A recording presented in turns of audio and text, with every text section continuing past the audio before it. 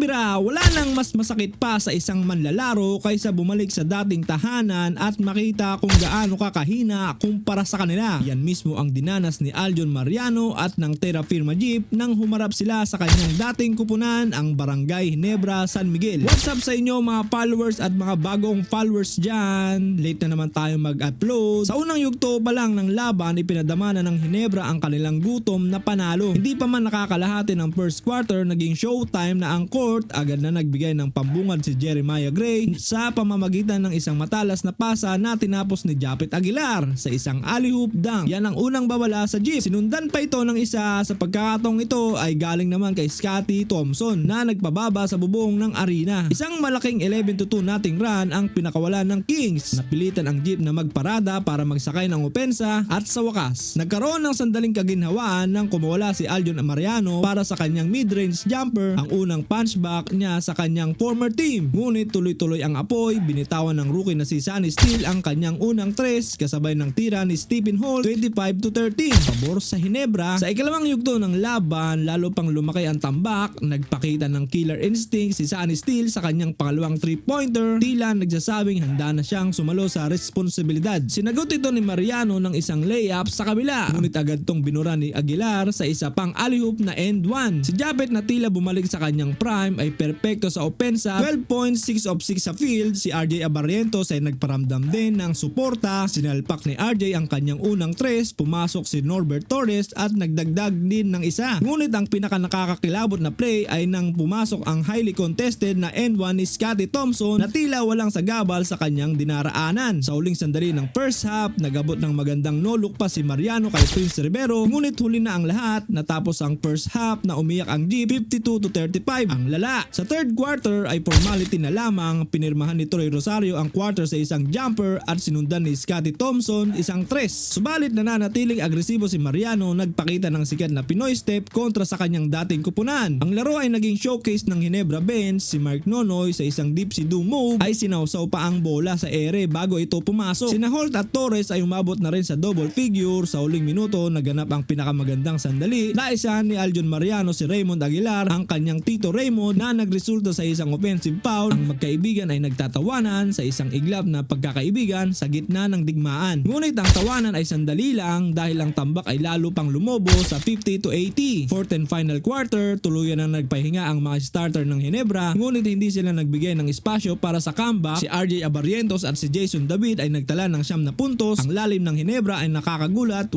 manlalaro nila ay umabot sa double figure. Patuloy na handa ang buong kupunan na manalo. Natapos ang laban sa isang malaking sigh of relief para sa Gene Kings. Ang homecoming ni Aljon Mariano ay nauwi sa isang malaking back-to-back win para sa Barangay Ginebra, San Miguel. Walang nagawa ang Terra Firma laban sa dominasyon na pinamunuan ni Japet ng bagong henerasyon ng Ginebra. Ang mga Jeep ay kinain ng buo, isang masakit na pag-uwi para kay Mariano.